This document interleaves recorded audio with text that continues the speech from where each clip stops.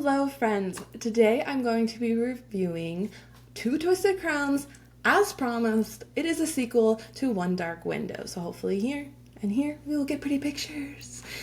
Sadly, my library only had a digital copy, so I don't have something to lovely flash in front of you to show you the cover. But, again, it is Two Twisted Crowns by Rachel Gillig. We're doing this again. Why did I do a sequel? And force myself to have to say her last name again. Also, this is my first time reviewing a sequel in video format. I'm sure you can find one on my blog, darksideoftheword.com. I gotta do the work sometimes, friends.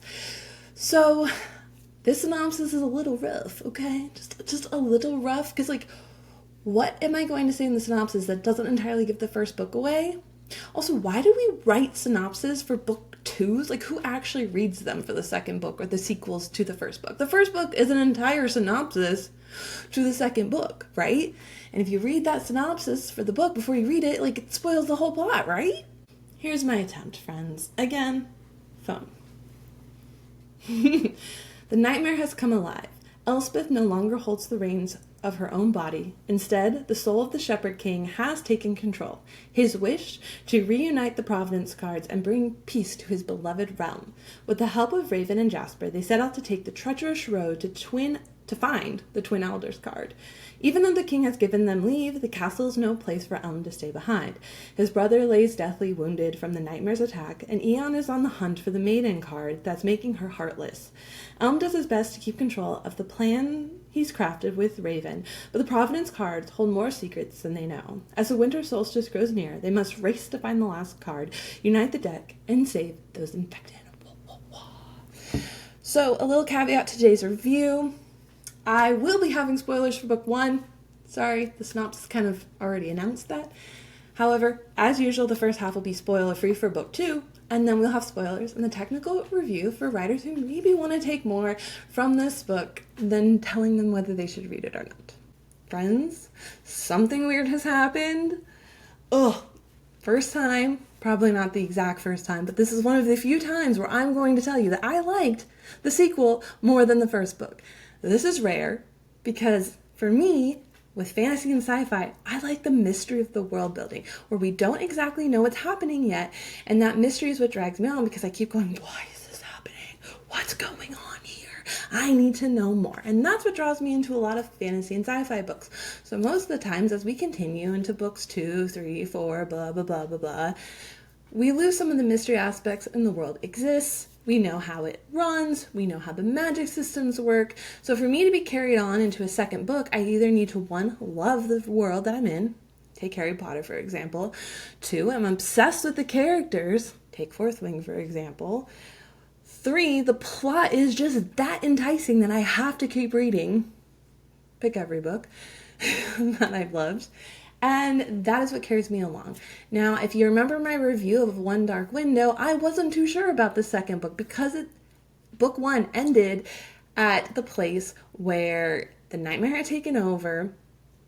Elspeth was no longer Elspeth, and it was going to become this hunt of trying to get her back. And a lot of times those kinds of books are very obvious of all right, here we go, we gotta go save this person now. However, book 2 is different. If you're worried about the quality of book 1 and didn't like it as much, I beg you to give book 2 a try. If you've already put in all the work of reading book 1, please give this one a try. I gave it 5 stars. That is how much I loved it. I have been shouting this series from the rooftop now to all of my friends because of how much I love book 2. This is a duology. We don't have to put a lot of effort in. It's not like, hey, you should read Harry Potter because finally book 4 gets good, okay? That's a lot to get through. You have to be hooked from book 1. Same with, say, Wheel of Time. You have to be hooked from book 1 to want to put in the effort for all of that payoff to work. But this is a duology. You just have to get through one book that is decently okay to enjoy the awesomeness that is Two Twisted Crowns. Now for my non-fantasy readers out there that maybe got hooked into the romance side of One Dark Window, the world building in Two Twisted Crowns is a little bit thicker, but it is not iron flame thick. You can easily follow it. And that's also one of the reasons I love this book, is because the way that Gillig was able to craft in her world building and mix it into the plot. So we keep having those like, oh, why is that happening? Why is the Shepherd King doing this? Oh my goodness. Well, we get those moments while also being able to fully embrace, enjoy the characters, enjoy the plot itself without getting bogged down by way too much world building. Ending was perfect. It was the icing on the cake, friends. It consists of the right amount of magic, the right amount of suspended disbelief, the right amount of romance. The whole story was so perfectly dark to keep you into that kind of realm, but we were still given this beautiful ending that actually left me like floating and wanting to shout this book again, because the ending just left me so happy. But I did not know what to expect in the ending because of how Gillig wrote the story. Gillig. There we go again. Okay, it's gonna happen. The way that she wrote the story left you with the suspense that anything at the end could happen. However, she was nice to us and gave us a nice ending. So if you're not the type that wants a sad ending, read this book. All in all, I think that this is an amazing duology. We have a complete arc of characters. We have a complete arc of story. I think book 2 consisted of the perfect amount of story and plot and world building so that you did not feel that at any point in time was the story slow. Something I did say in book 1, where I liked the first half of book 1, but the second half really dragged on and kind of just I slogged through the reading. This does not happen in Two Toasted Crowns. I was flipping the pages. I read this book in 3 days over a holiday weekend when I was packed with work. If that tells you commitment and how much I wanted to return to the story, well, that tells you something. So, if you are a reader who wants romance, excellent plot, a fun world to live in, characters that are sassy but also dark and gray and amazing, and this is the type of story that you're looking for, I could compare it to 1,000 books, none of which are coming to my mind right now, then I really, really recommend sticking with the series, reading book 2. I hope that you're not disappointed and that you end up loving it as much as I did, because I loved it so much. And now that I've convinced you, if you would like to continue, if you have read the book, if you are also a writer and want to know why maybe you should read this book, come friends, join me. We are going to go over the technical review and there will be spoilers. Okay, let's cover the basics, friends. World building, excellent. Check. Read it for world building. 2, romance that is believable and perfectly set.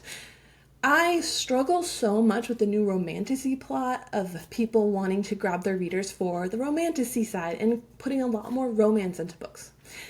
I struggle with it because I don't want my fantasy books to turn into romance books. I'm not saying I don't want romance in my books, because I do. I'm not one of these people that are just like, here's another book, mans. My God, why do I have to live with this? Num, num, num, num. I'm not that person. I want romance, but I don't want my book to be romance. I think writers might understand what I'm trying to say, because there's a very different style of writing and plot that comes in these two genres. Something I can do like a whole technical video on. And maybe I'll bring this up for a technical episode in the podcast. But for here, I just want to talk about this book. The romance is perfect for me. We had the right amount of smut.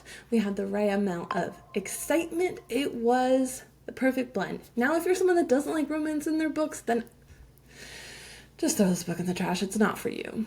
Now, here's a comment that might also get me canceled at some point in time, but excellent male-led protagonist and point of view in this story. We have a female author that writes 2.5-ish perspectives from male point of view with romance.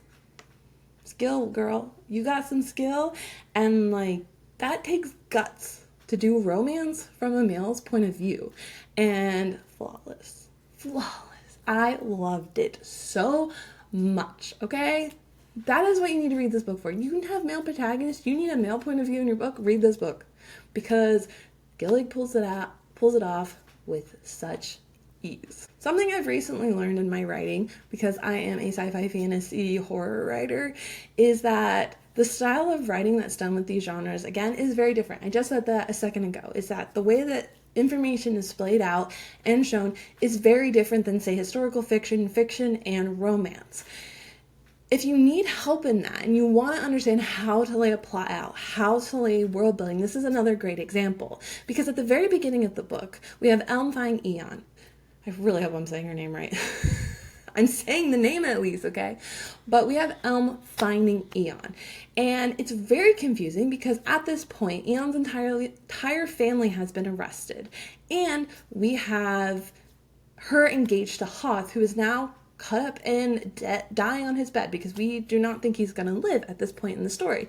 So it's very confusing. If she got news that all of this is happening, why is she home? Why is she willing to be captured by the Desteries and taken back to Stone? Well, that is something that, we're not told right up front.